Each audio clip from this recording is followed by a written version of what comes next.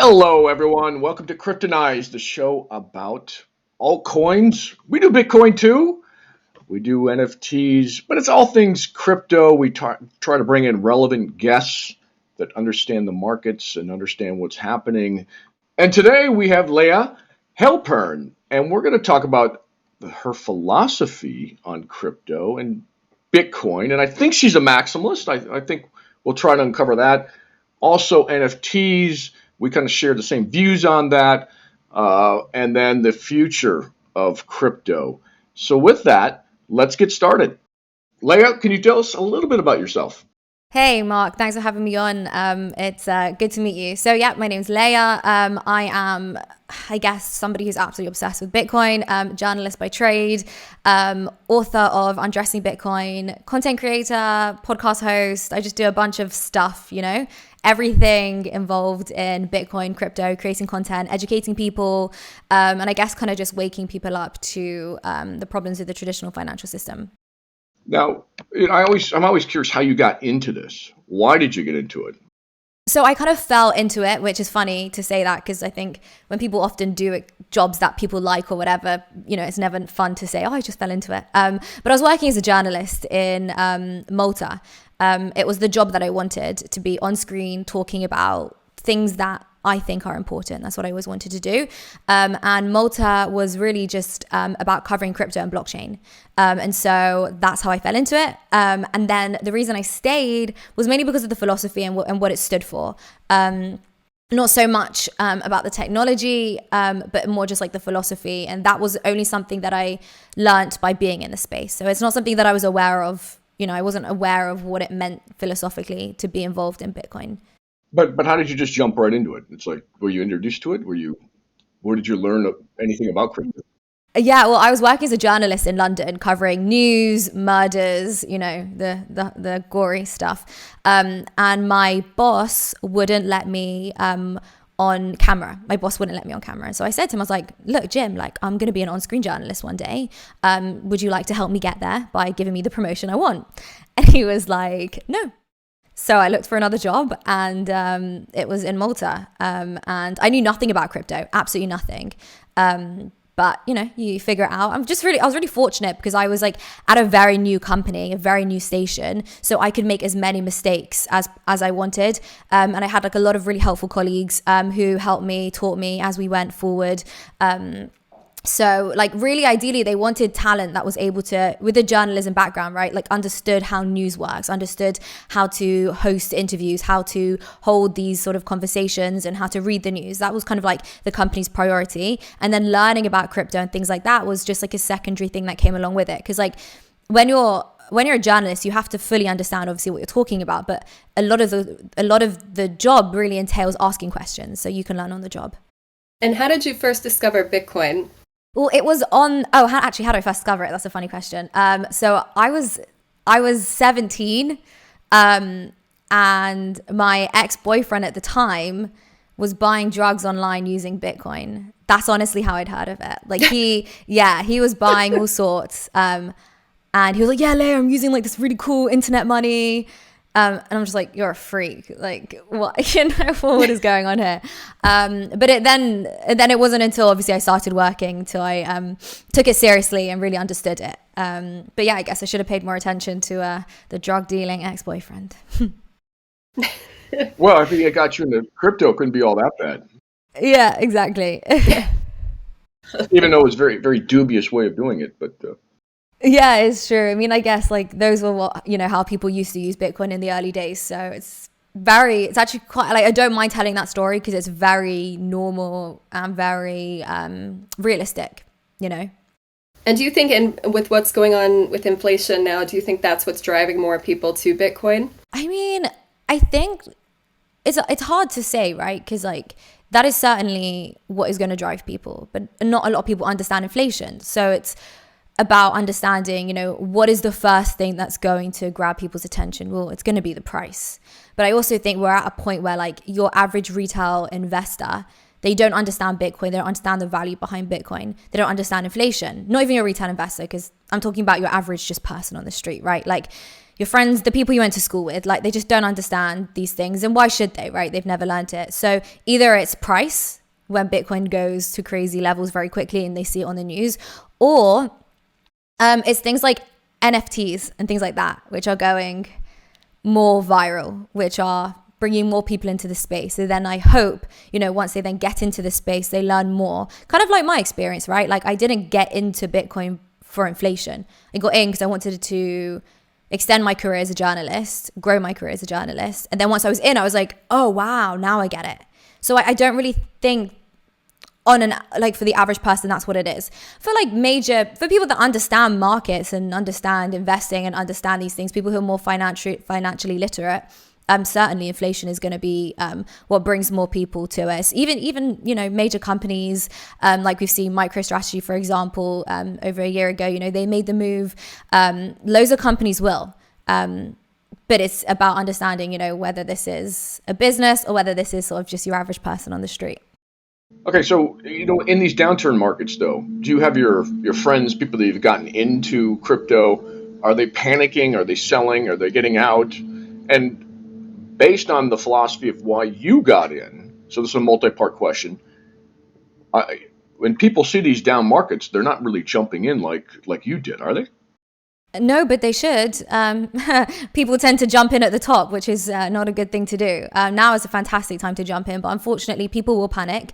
But that's just the process, right? It's sort of you have to go through a few years of understanding, or you need someone to tell you that Bitcoin will crash 50% and it will hurt. But you have to never invest more than you can afford to lose, number one. And number two, you have to understand that you need to be able to afford patience, right? You need to financially be able to afford patience. So when you are investing, and your money, let's say you put like 20 grand in at the top, Bitcoin loses 50% of its value. That hurts to see your 20K is now worth 10K. But you have to be able to afford patience because it's going back up. I don't know when it's going back up. I don't know if it's going back up tomorrow. I don't know if it's going back up in a year, 2, 3.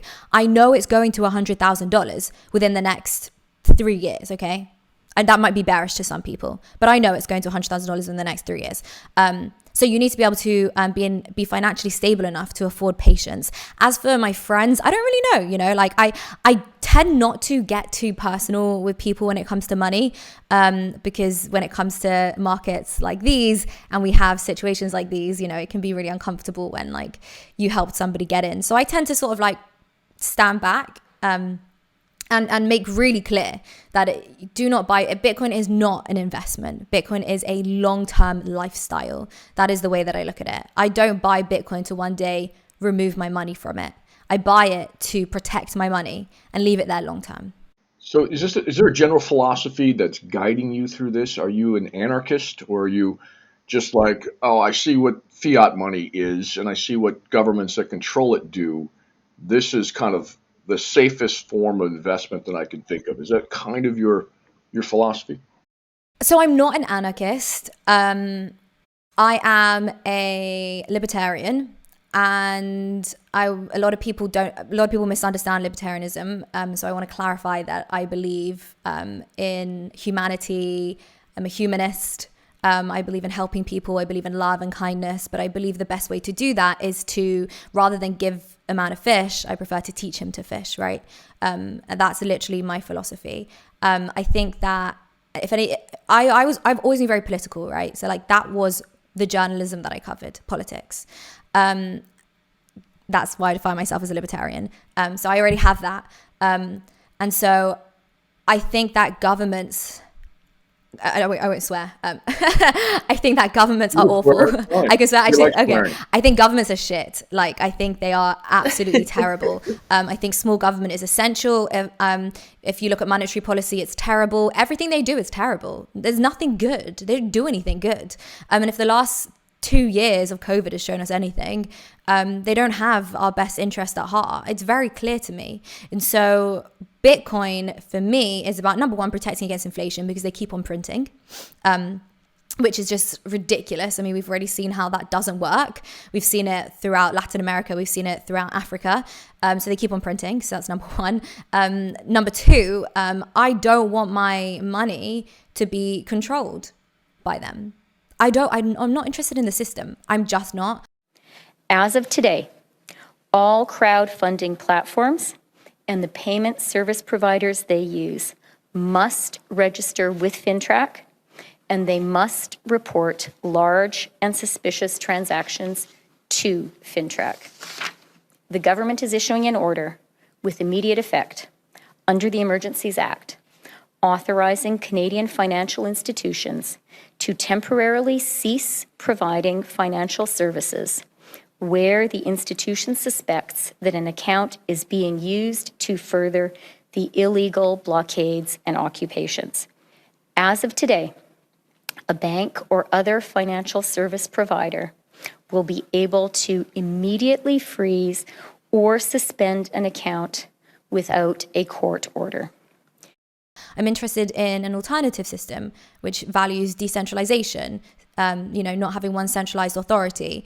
That could, we can lead on to talk about CBDCs and things like that. The problem with governments owning your money, owning, the digital dollar or whatever it is. So it's just about being sovereign. And the interesting thing is, once you hold Bitcoin and once you've been in the space enough and once you sort of hold these values, it doesn't stop there. You then start to incorporate these ideas of being sovereign throughout your whole life. The whole idea of like being secure and being safe and not relying on an exterior party, a third party, right? Which could be either a bank, it could be a central bank, it could be the government, whatever it is. It could be a custodial exchange. You tend to adopt that throughout the rest of your life. So even in the things that you do, so for example, like I don't have a boss. Like I don't have anyone, nobody tells me what I can and can't do. I'm totally sovereign over myself and my time. So like what I'm trying to say is like the sovereignty extends beyond just like the monetary aspect. It goes everywhere.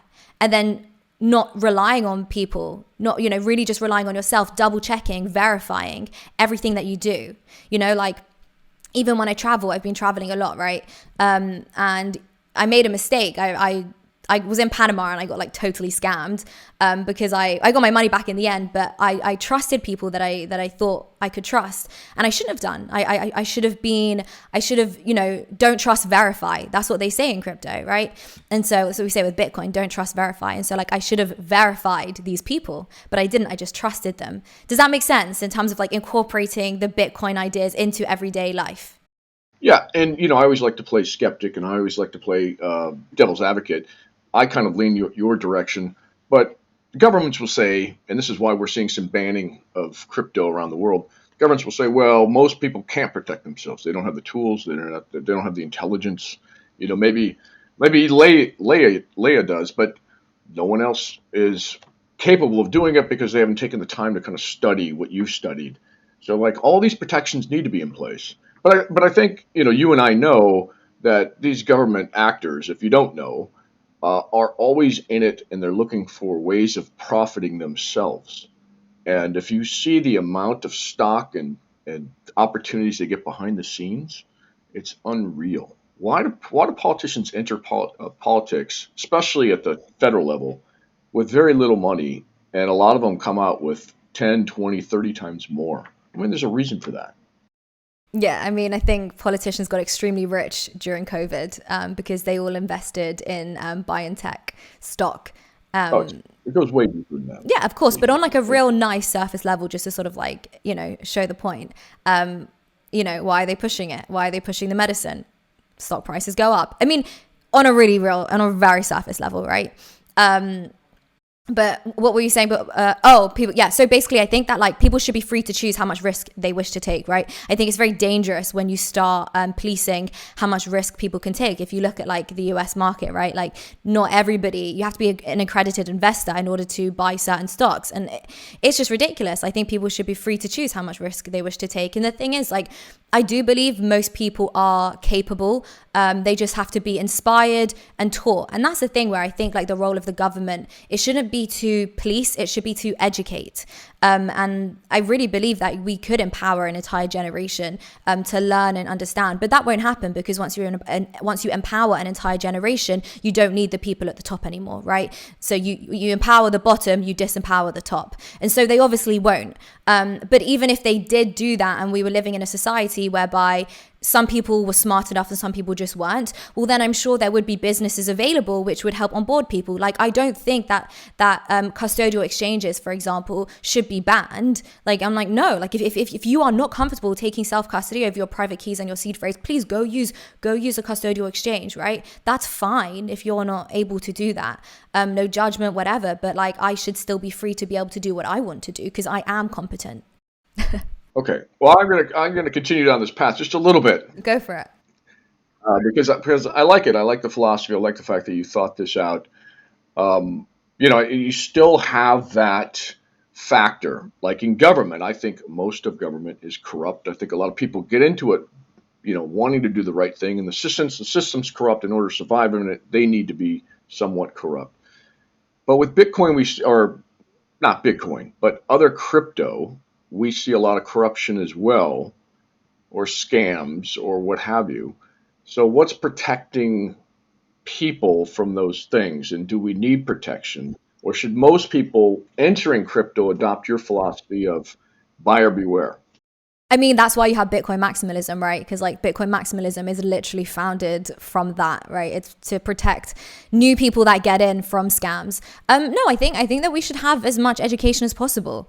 Once you've been in this space for about a year, you tend to sort of understand, even like on a real surface level, again, there are plenty of fake accounts of me, for example, right? So many. But once you've been in this space a year, you're just going to know that that's a fake account. Leah's never going to ask you how your trade is going. And, you're able to move forward in a more competent way and be able to protect yourself. And like, I do a lot of educational content. Like, I post constantly about, how to take self-custody, good ways to keep your seed phrase safe and your private keys. So there's a lot of educational content out there, and, don't do it unless you've done your research. That's what they always say, DYOR, do your own research.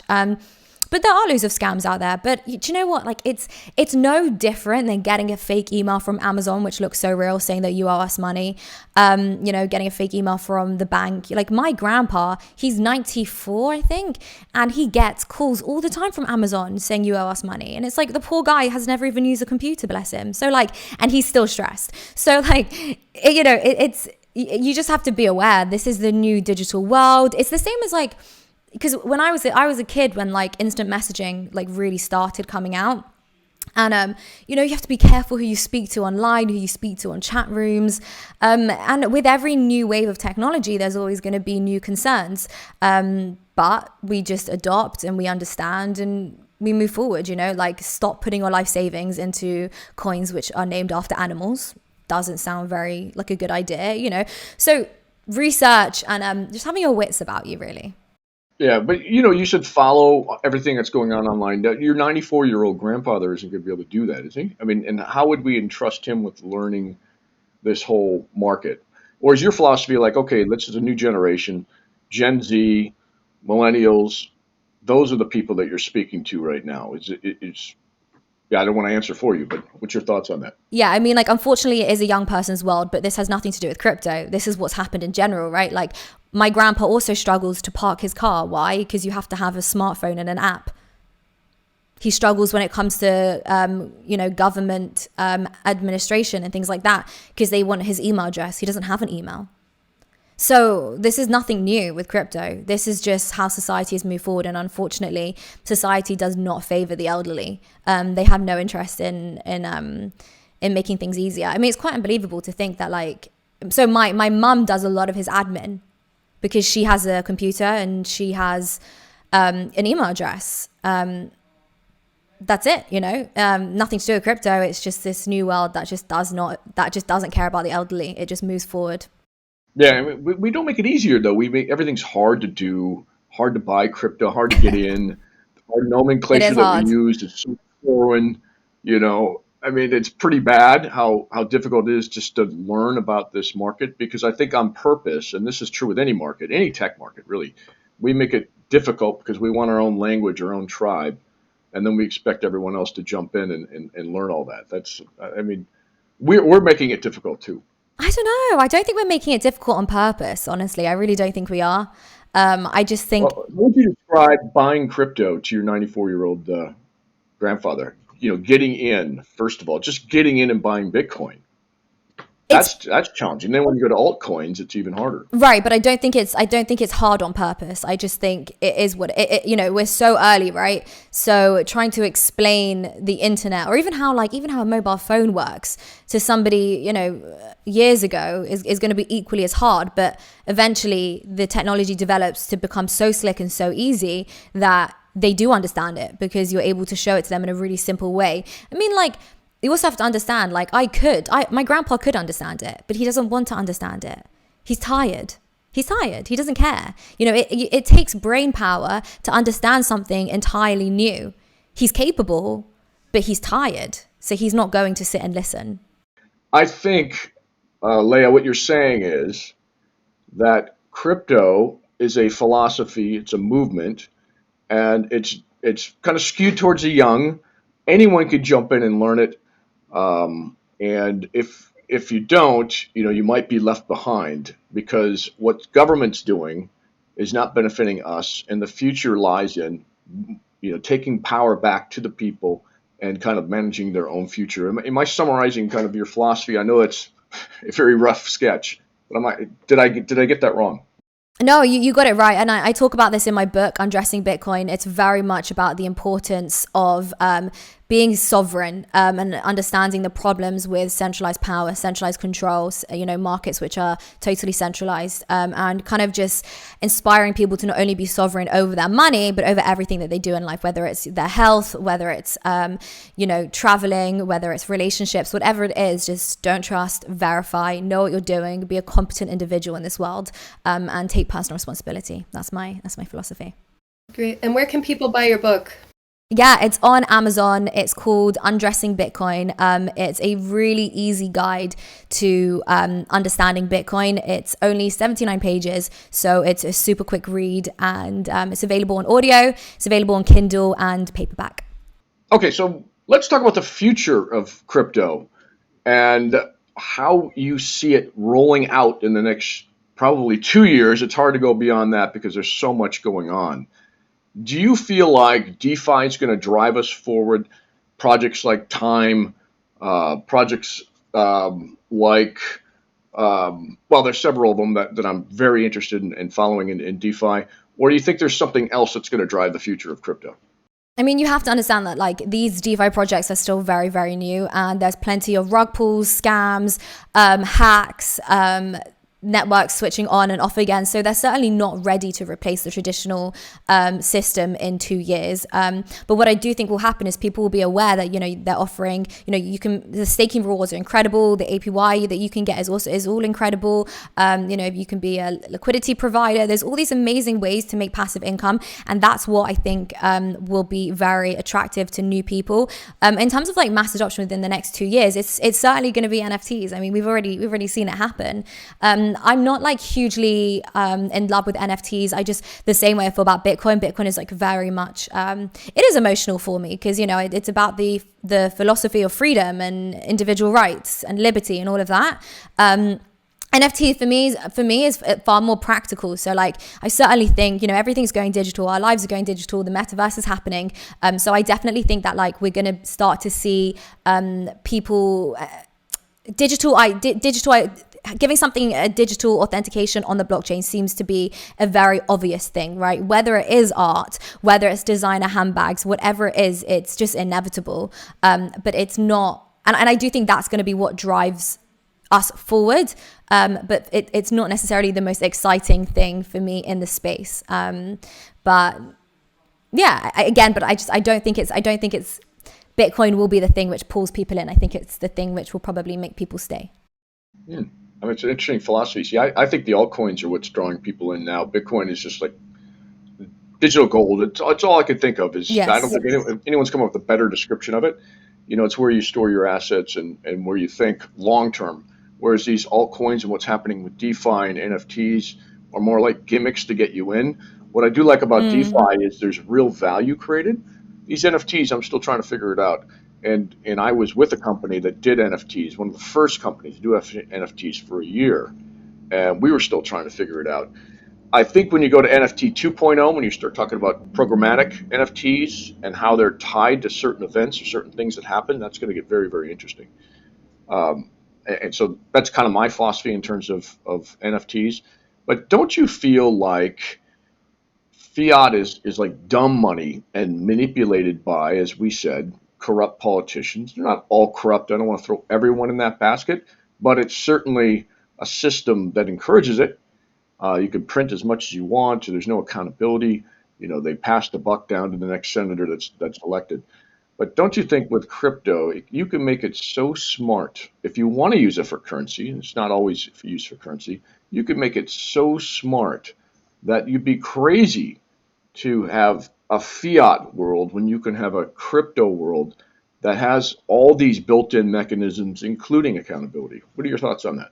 Yeah, I mean, the biggest problem with fiat currency is that it is centralized. And Amanda and I were talking earlier, what's coming next is central bank digital currencies, which are basically a digital version of fiat currencies. So the monetary policy remains the same. Everything remains the same. However, it's a cryptocurrency, which is entirely centralized.